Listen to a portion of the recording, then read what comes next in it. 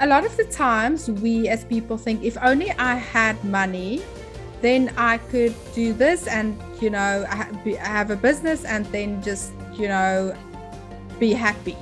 Okay. But if you turn it around and you say, but what if I am the outcome already? I live that in my head. Then I'm going to start to do the right things that will help me become that.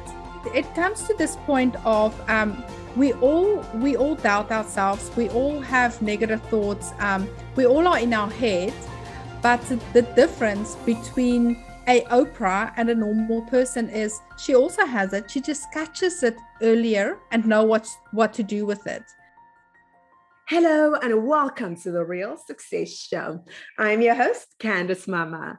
If you are thinking to yourself, all this talk about the metaverse and social media has got you worried about how you're going to imprint your life in the digital age, then today's conversation with Marguerite Groenewald is just for you. But before we jump in, be sure to like, share, and subscribe so that more people will find us.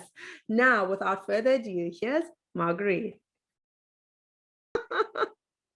Oh, Marguerite, thank you so much for taking the time to be on the Real Success Show. It's such a pleasure. Love being here.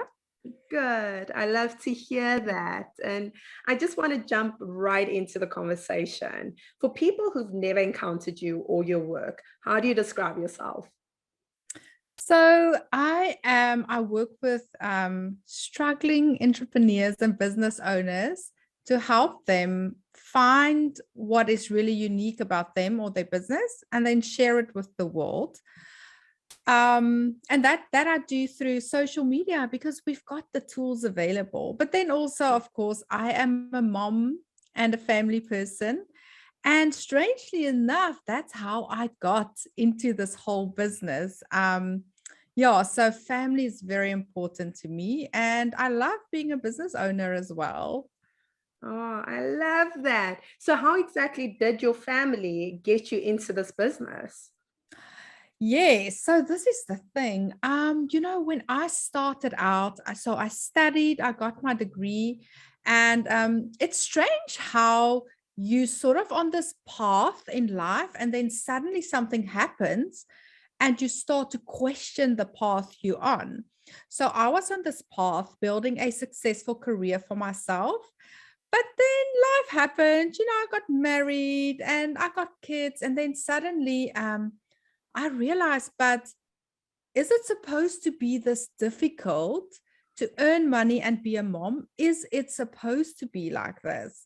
So obviously I worked for great companies and great entrepreneurs. However, the fact that I didn't have any flexibility to be able to attend any of my daughter's hockey matches and things like that, it really, really was so bad. So with the birth of my second daughter, I decided this is it.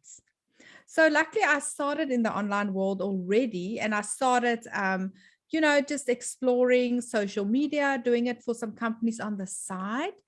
And eventually I just said, you know what? I cannot continue building other people's dreams while I really cannot be there for my kids. And you know what I found? It's almost as if you live two different lives. So you've got your life as an employee and working, and I loved what I did. And then I've got my life as a wife and as a mother. And the two was not in sync at all. I was either the one or the other. And to me, that was a big problem because it caused a lot of that feeling of guilt, feeling of unhappiness. And what happened next is I went on this journey of how can I actually make money and be a mom and have it all in sync, let it work together. While the one doesn't take from the other, but it actually complements each other. So it's almost like creating that business and a life that works for you and that I love. So basically I fired my boss and I became a digital CEO. And that's what I've been doing since 2016. Yeah. Wow. Wow. I love that. But that is not an easy, decision to make. It's not an easy decision once you realize that your life is not the way you want it to be Mm, at that moment, that at one mm, point it was right, but it no mm. longer fits.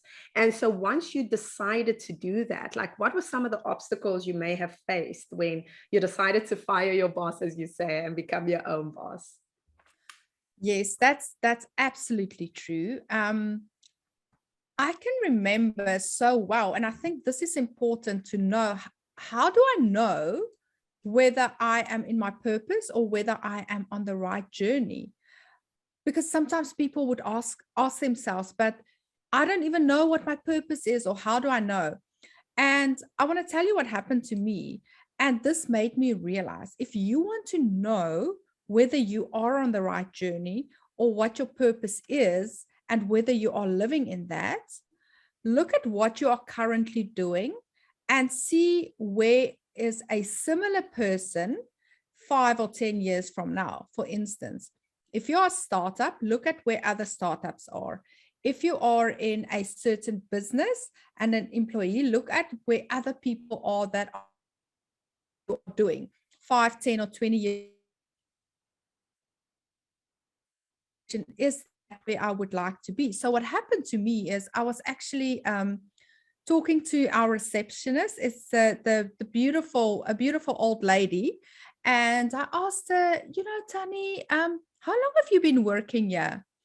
And she said, you know what? I have been working here for, I think, 40 years. Okay. And she started telling me her story of how she got there and how she started working for this business, and really excited that I'm interested.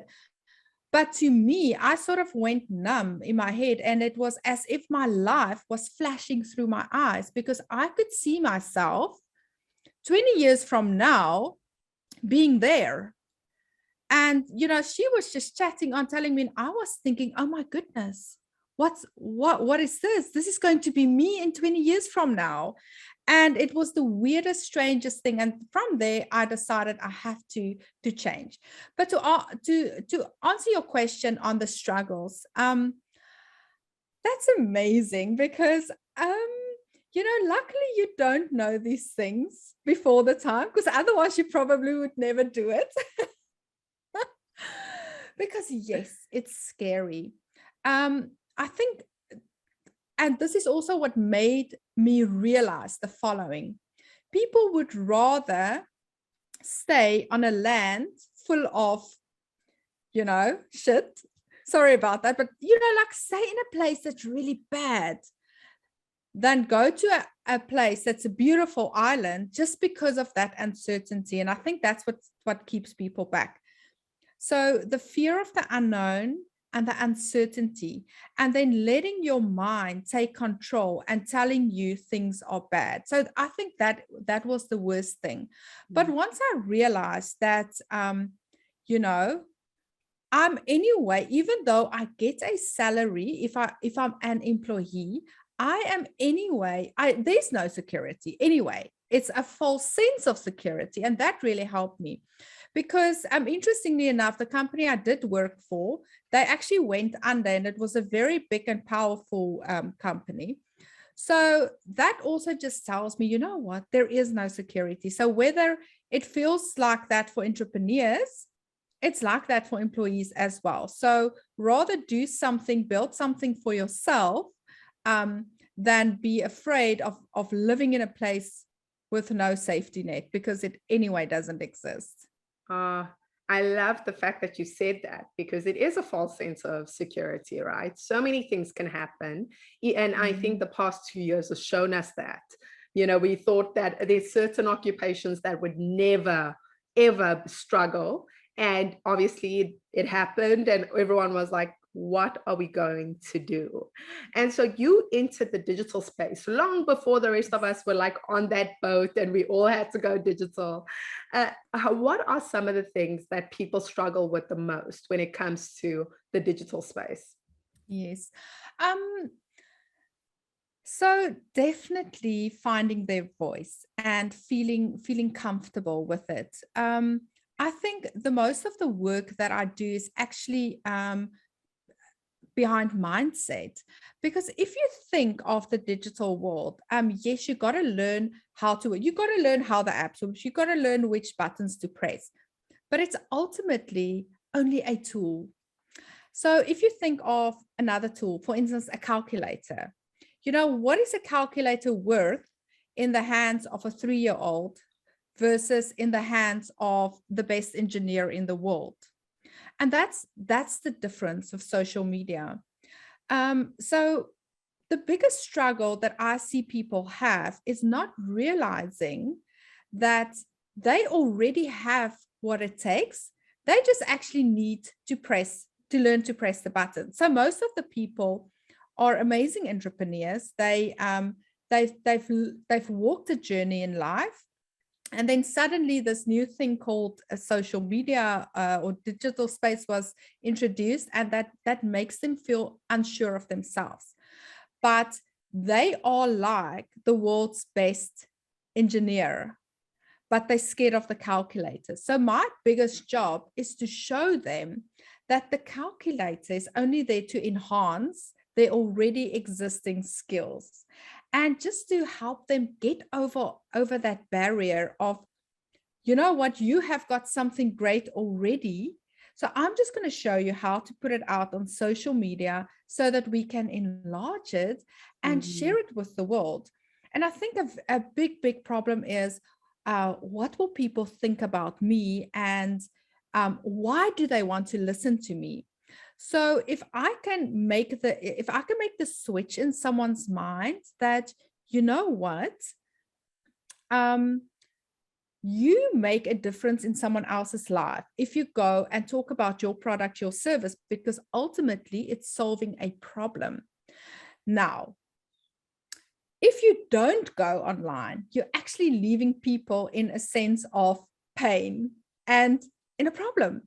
So now you move the focus from me and what are people going to think about me to, what, it is my responsibility to go out there, share my message with the world of my product, my service, whatever solution you have, so that I can help people Mm. and impact people.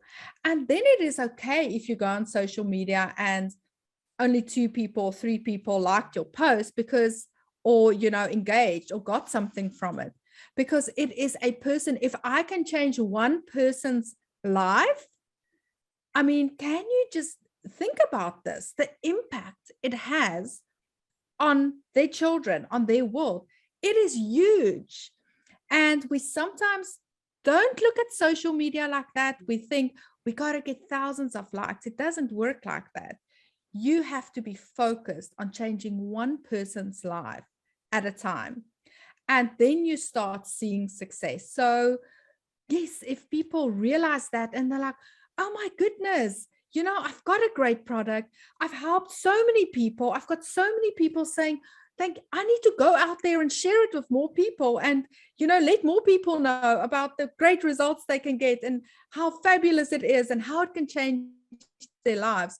So that really helps if you just make that shift. Yeah, Mm. and it's amazing to see the transformation of the entrepreneurs of just owning their voice and their uniqueness and their product, and go out there and not feeling not looking at likes anymore as something that defines them, because I think that's a huge problem. Oof. That like button is like huge, right? Like the follow button, like the follow algorithm and the like algorithm. And I think it's so hard in today's day and age when we are so defined by our online avatar, as we like, I think, the two worlds are actually becoming so like similar Mm. in the sense that Before it used to be like, I go on Instagram. Now it's like Instagram is a part of who I am, right? And how I look and curate my life and experience. And so for people who aren't necessarily entrepreneurs, they're either public figures or they're brands, or I mean, I personally believe every human being is a brand now that we have Instagram. Absolutely. How do they get past the idea of looking at the follows and looking at the scale? Like, so it's like, you know, when you're starting and you're only getting 3 likes, I think most people are like, okay, I'm starting, I'm figuring it out. But I think like after 6 months, after a year, people can get so dejected, you know? Absolutely. So how do people get past that mental block? Yeah.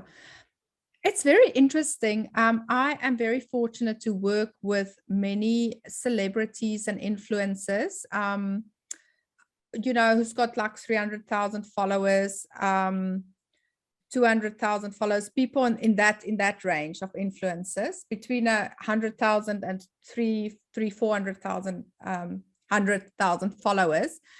And the one thing that really struck me is the fact that they feel exactly the same way. So it's so interesting where we've got a certain bar that we compare ourselves to. For them, they also have that.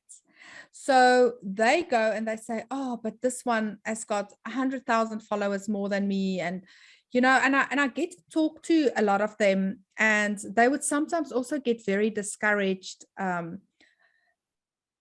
I've just realized, and this is also what I teach my students, the moment you start being on social media for yourself and for, in a way, selfish reasons, that's when anxiety starts. And that is actually breaking down your creativity. So I'm going to tell you now what you must do for that. But the moment you realize, number one, social media is a place where you are supposed to make a difference, because if we understand the algorithm, valuable content will always be promoted in a way with the algorithm, because we got to make an impact. So for you to be able to make an impact in 1,000 people's lives, you got to know how to impact one person. You got to know how to impact 2 people, 10 people, 100 people, 1,000 people. And if you don't start there, you're never going to be able to do this. And I was very lucky to grow with one of my influencers who I work with, from where they were at like 29,000 followers to over 100,000, going absolutely viral. And also that whole journey, you grow with the platform. So what's very important is, number one, you got to understand that your creativity is unique to you. So creativity comes from inside, from looking inside and not to the outside. So sometimes we consume too much. So the more we just randomly consume, the more it sort of dampens our own creativity. So what works very well is to just say, I'm going to stop consuming and I'm going to go into a creator mindset and start creating, even if it's small, because now you have to develop that creativity side of yours and think, how can I be in my ideal followers' head? How can I make them happy? Or, you know, how can I entertain them? How can I educate them? And the more you focus on that, the better your content starts getting that you put out, and the more people will start to fall in love with you. But if you are there only for the likes and follows, and I just need more follows, then it's going to be very hard for you to actually grow. You sort of have to look at your following. If you have 300 followers, okay, you've got 300 people that's actually put up their hand and said, you know what, we're in your team. We want to be here. We want to see your content.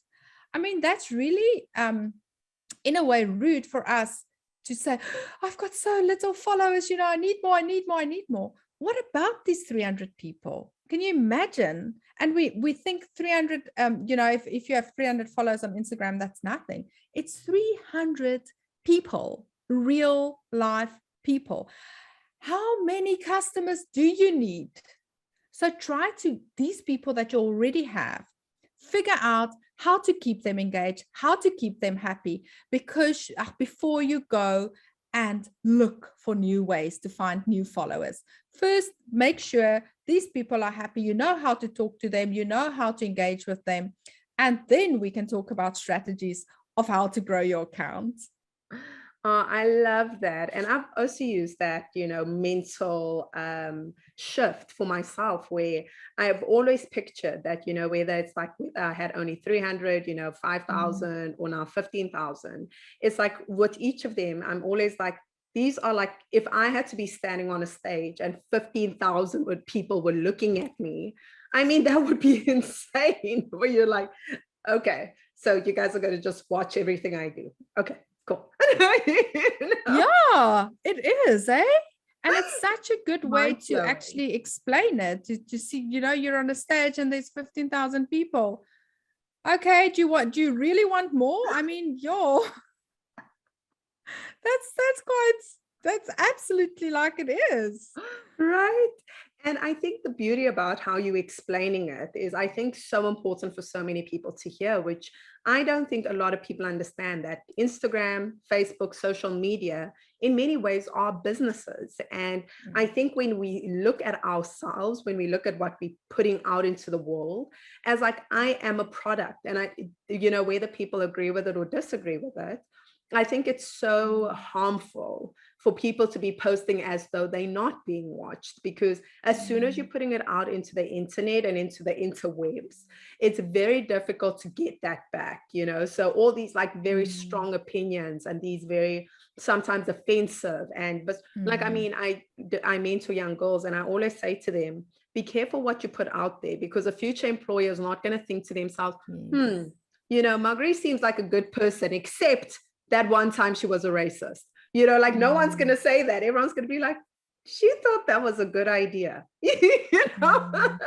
Absolutely. And we've seen that happen. I can't remember who was the last case of something they said in 2012 on social media, and it was something racist. We see that. So yes, it's very important to understand that social media is a place for you to give value.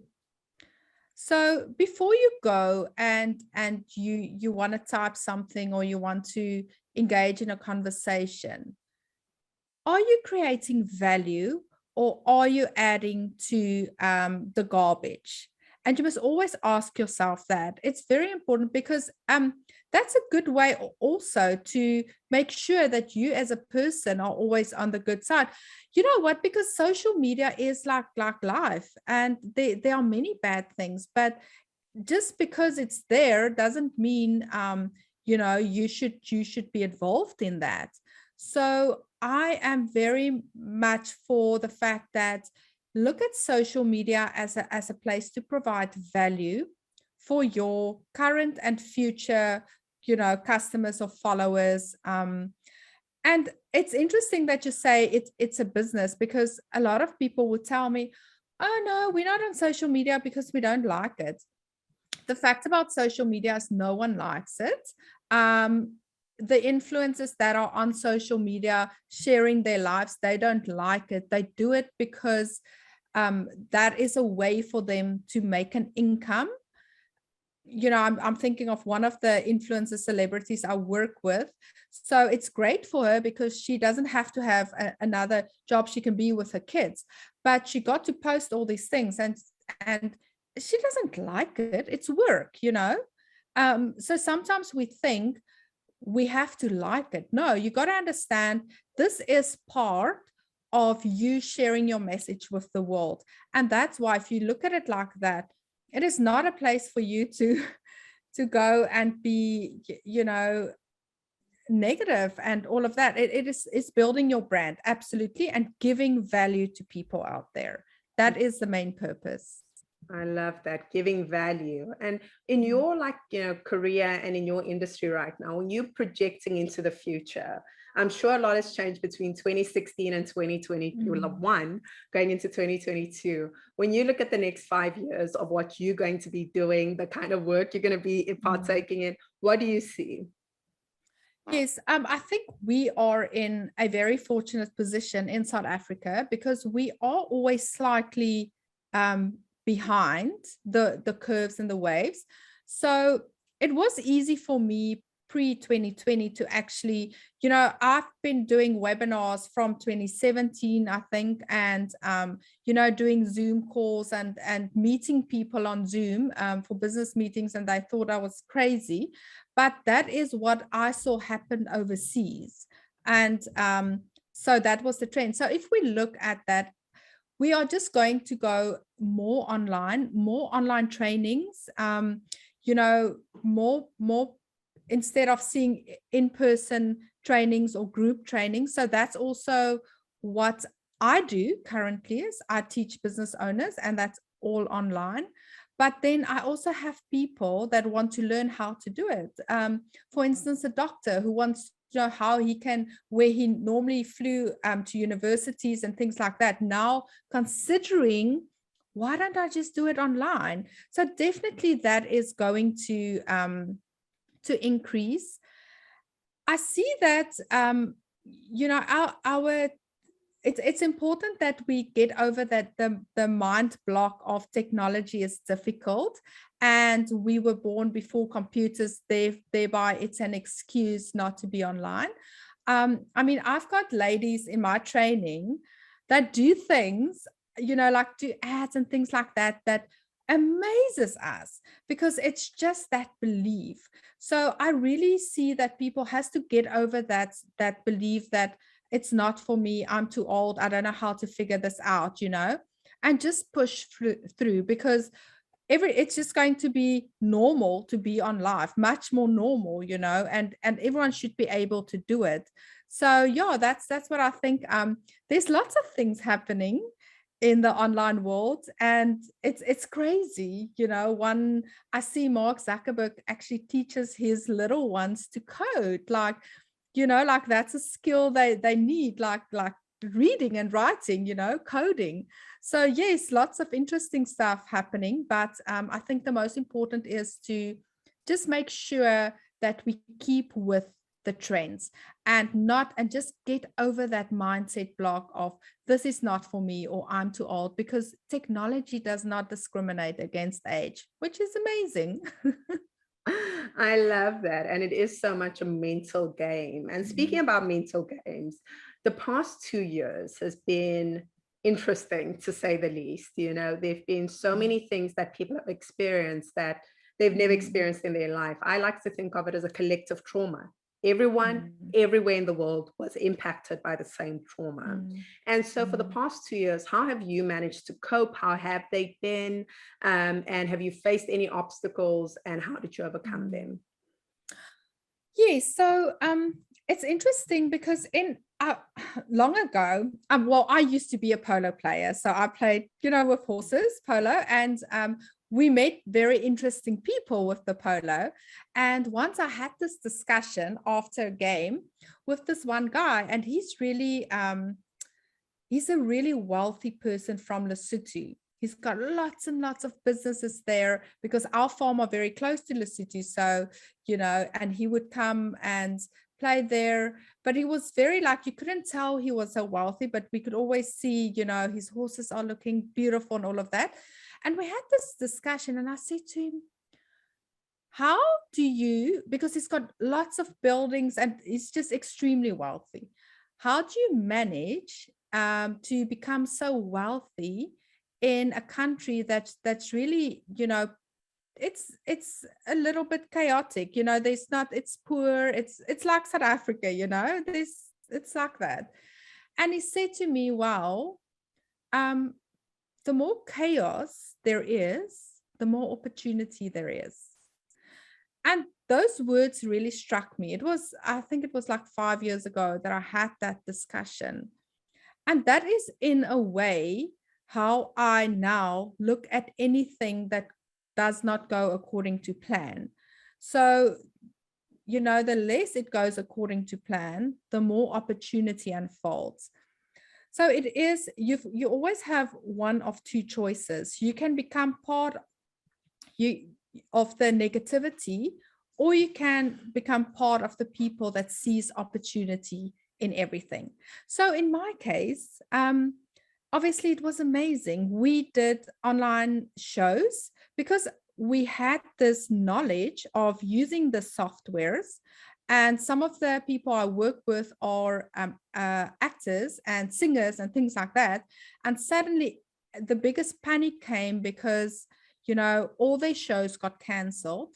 And then I said, listen, yeah, I might have the ability to help you. Let's use this that I use for business and see how it can translate into the entertainment industry. And what happened is I had to put a few softwares together, you know, build like a little system. And I think we had the very first paid online comedy show in the country, even before a level 5. When other people were still doing free shows and trying to figure out how we're going to do it, I think, you know, it was only a month after we started that other people started getting on.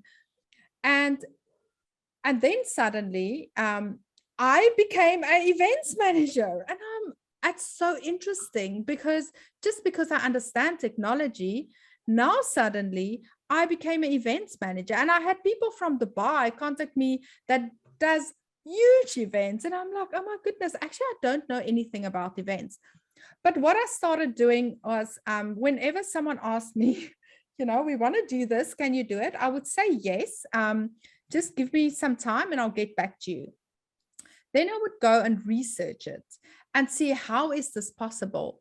Now, since this was very new to everyone, everywhere in the world almost, you know, there wasn't many solutions. So it was a lot of trial and error and see what works and what doesn't. And also, it involved a lot of educating the general public because no one knew what was going on. But in that sense, eventually that led me to doing live streams for companies for the year-end functions. How strange is that? Like, I would have never, ever. I mean, we did a show the other day with Tracy Lange in Cape Town, and it was a cooking show.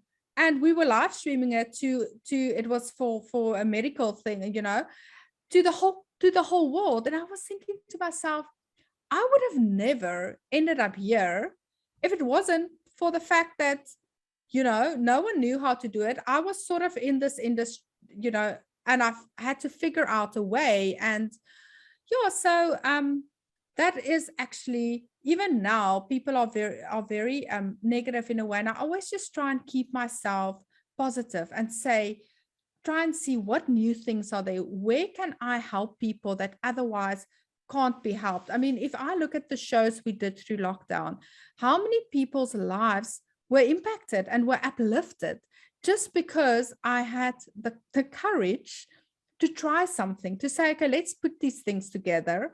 You know, it didn't work all the time. You know, we had some boobies as well, but we learned. And that's the thing, like trying to look for opportunity where things, you know, is not well. And it's interesting, some of the people we worked with actually started developing new skills creatively to make use of this time and actually earn more money than ever before, which is strange, you know.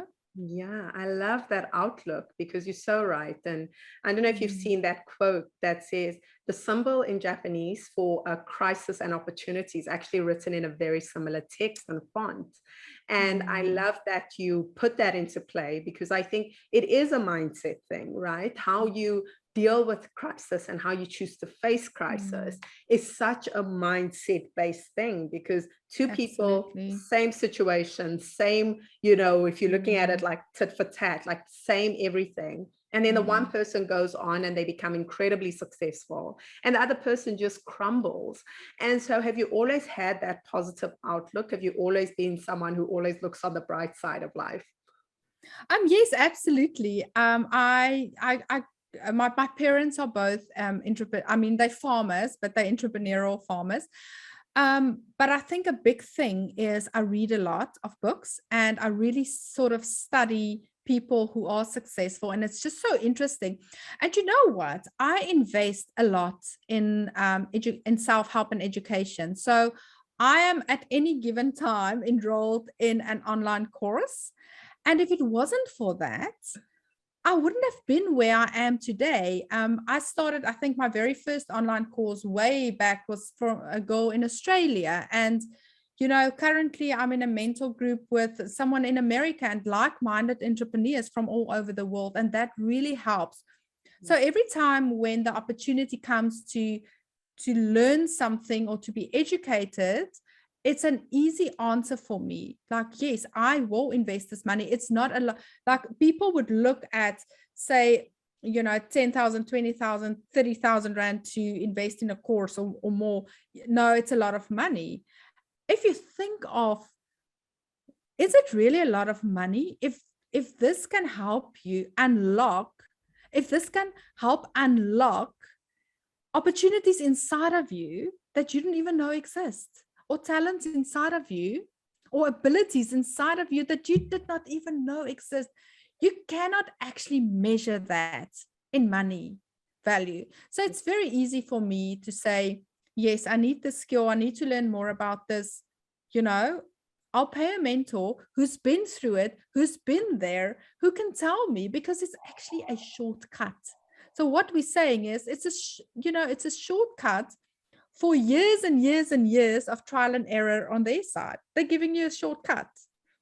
So I think that really helps a lot, is lots and lots of mentors and learning, online learning, books. Yeah. I think that's an incredible way to look at it. And I mean, I have the same mentality whereby I will invest and invest and invest. And sometimes people will look at it as like, you know, this is going to be this huge amount of money that I'm just like offloading. When the truth is, like, I've paid for like certain memberships in certain, like, you know, high society clubs, or like, you know, golfing establishments, or whatever the case is. Not necessarily because I'm dying to be the best golf player in the world, but I understand that if I get into the proximity of the right people, number one, their behaviors and habits are going to rub off on me. And number two, it's just human nature, whereby we work with people we like, and people don't know they like you if they've never met you, you know? And so many people will be like sitting at home and being like, I never meet anyone. And you're like, do you go anywhere? Like, you know?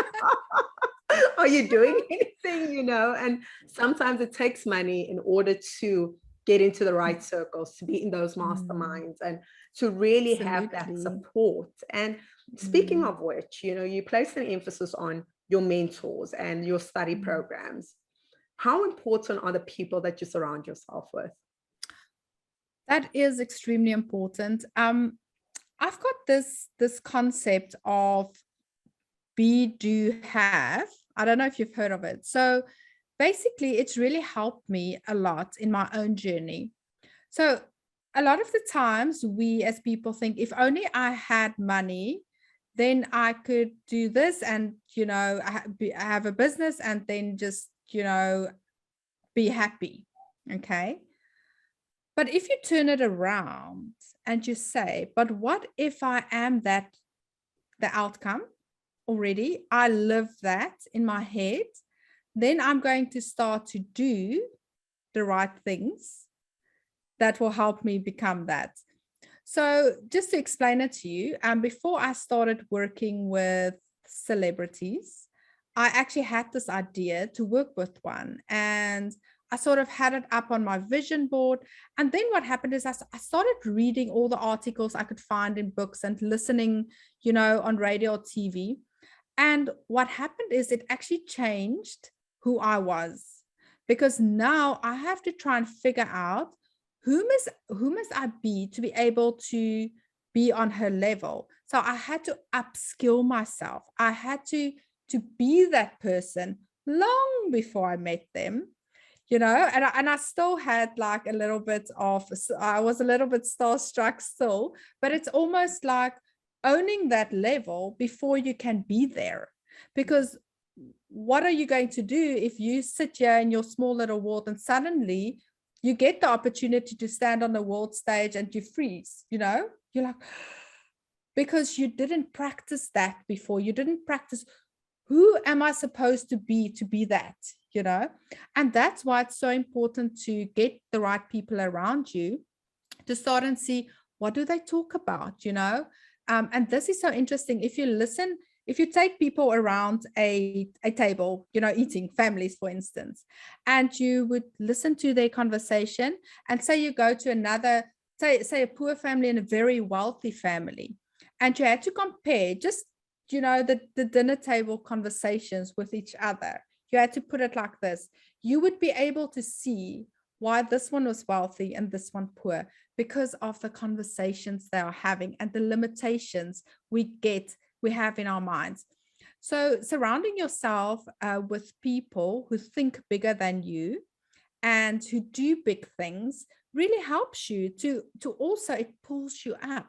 It makes you see, oh my goodness, you know, why is my aim to get to R1 million if I can aim to get to R1 billion, in a way, you know? It just stretches your mind where to places that you never knew existed, in a way. But it's because those people's been there, and you're like, okay, wow, I don't know about this. And that's why it's so important. Oh, I absolutely love that, because it is so true. And I think you can tell, like, when you are actively putting yourself into different situations and you're just listening, you're going in as an active observer, as I like to call it, you realize that there's certain conversations you are having in certain environments that you just think to yourself, I would never have this conversation in this other environment, right? Absolutely. I interviewed someone in Hina Khan, and she said something so profound and so funny. She said when she was curating, because that's what she says, like, you have to curate your life, your environment, your social circle. And she said she was once in a conversation that was just so low vibrational that she had to ask herself, if would Oprah be having this conversation? And she said that went to her go-to. She's like, from that point on, she always asked herself, would Oprah be having this kind of conversation, this kind of interaction, this kind of negotiation, right, that we have with ourselves? And I was like, Absolutely that's true, you great, know? right? And it comes to this point of we all doubt ourselves, we all have negative thoughts, we all are in our head, but the difference between a Oprah and a normal person is she also has it, she just catches it earlier and know what to do with it. And it's exactly like that, being in a conversation like that, or in your head or with someone, having the ability to step out, see what's going on there, and catch it before it catches you. And it's actually something what my mentor said the other day.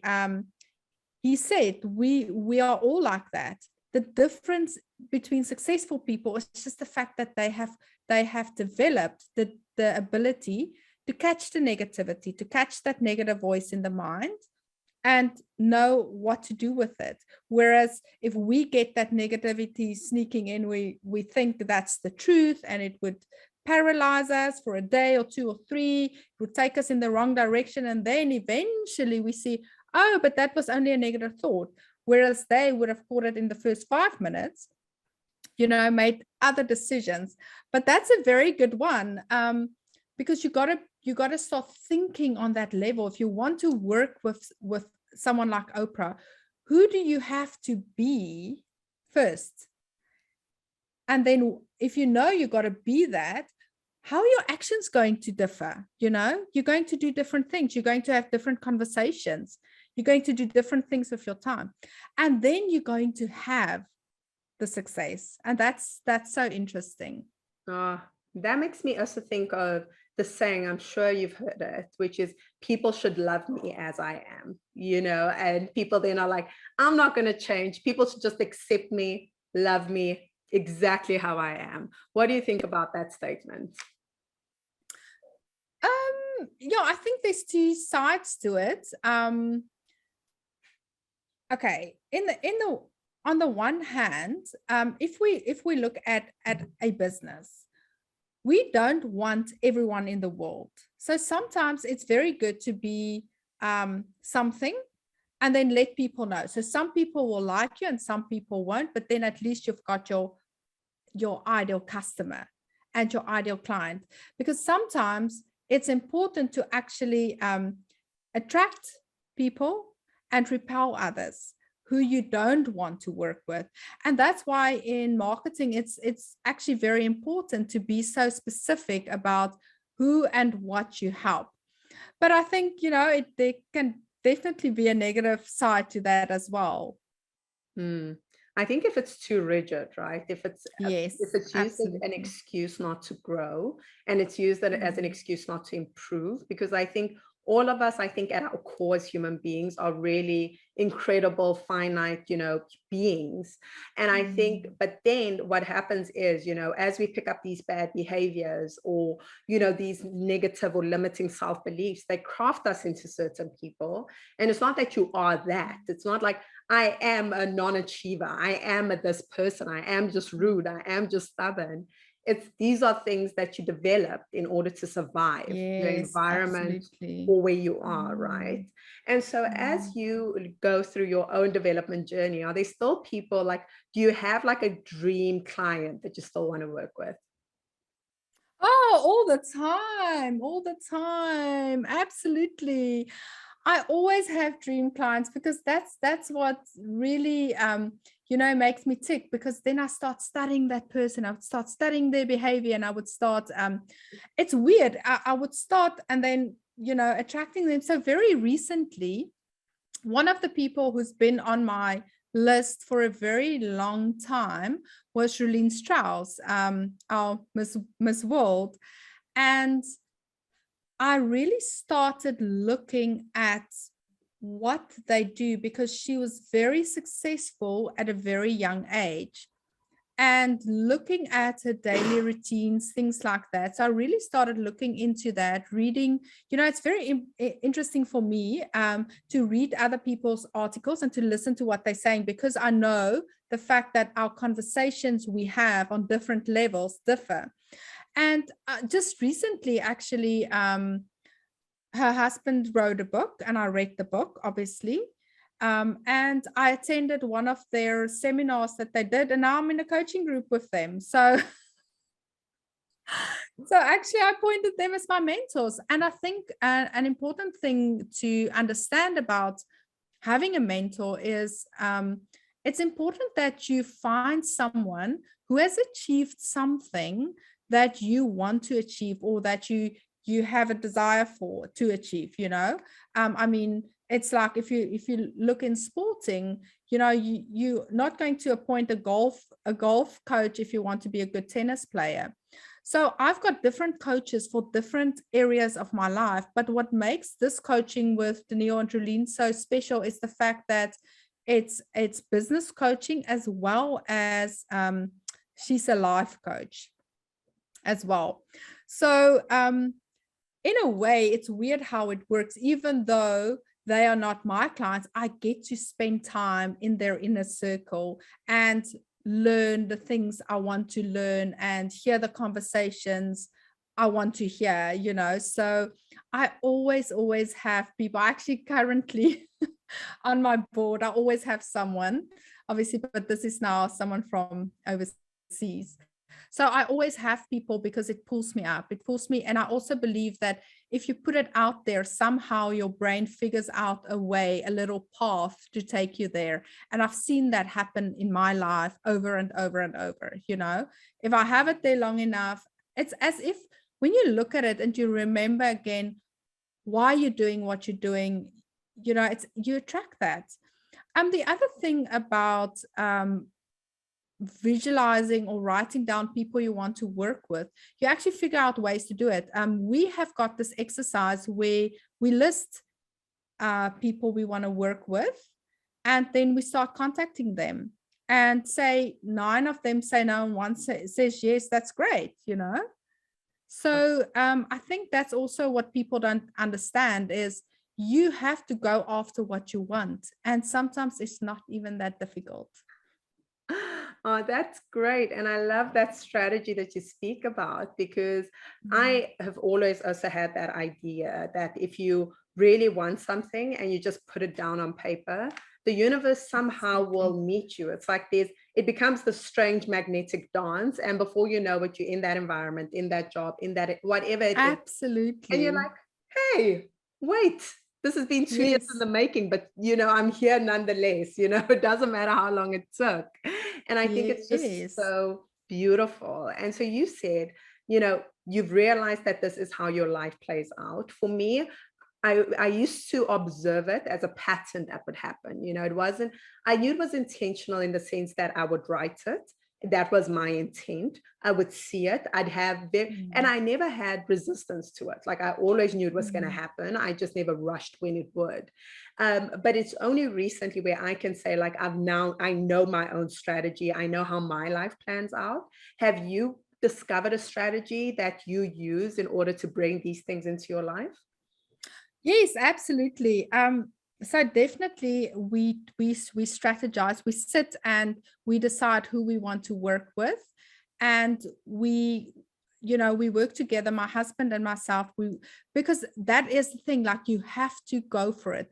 For instance, just to go back to Relene and Daniil, it was very important for me to actually read their books. They both got books out and I read both of them because I was so persistent on this. I want to work with or together with these people.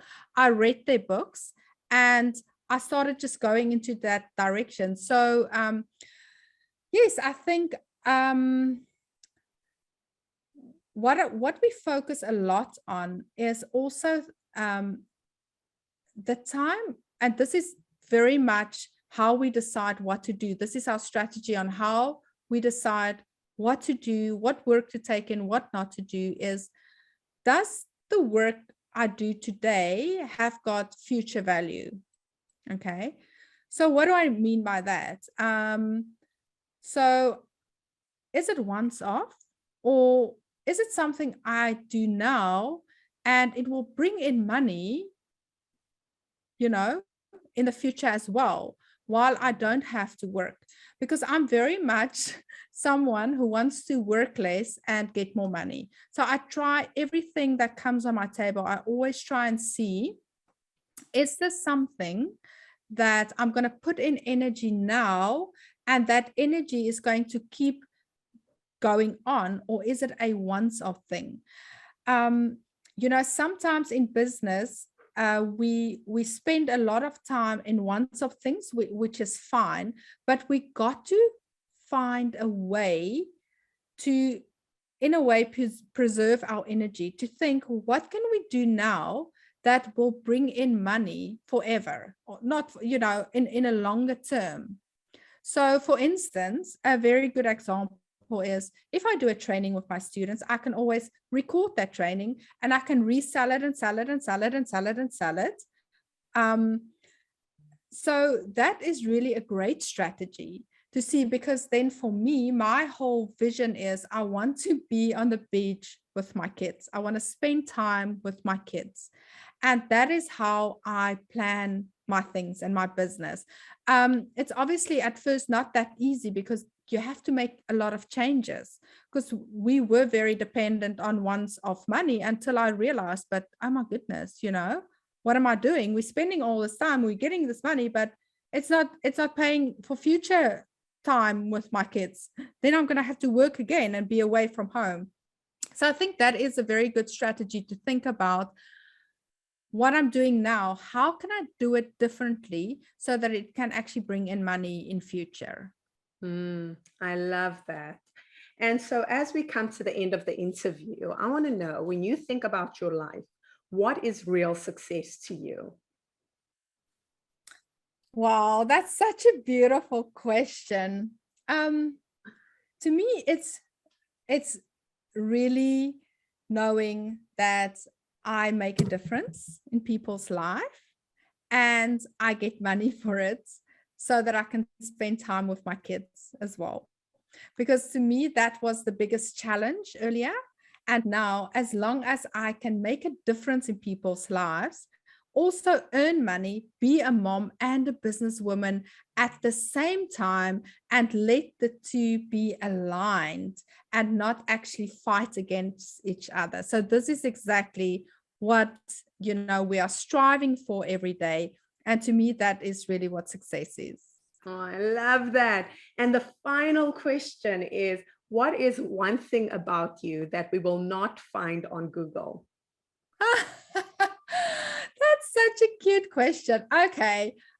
One thing about me that you will not find on Google is the fact that I actually saddled a horse for Prince Harry.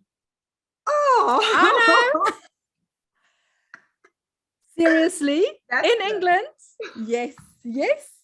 I had to do I had to saddle the whole horse, you know, give it to him, let him play a Chekhov polo, get the horse back from him, you know. Yeah, you won't find that on Google, but it actually happened. I love that. That is a fantastic story.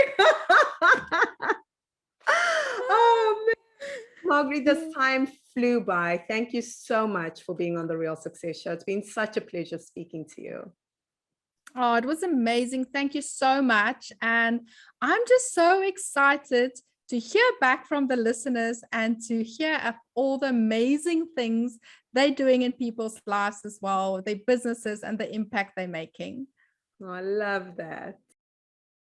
That was an amazing conversation. And if you loved it, be sure that you go through our playlist and see if there are any conversations you may have missed. All of them have been incredible. And now that we are in December and we're coming to the end of the year, I want to make sure that you've missed nothing in this past year.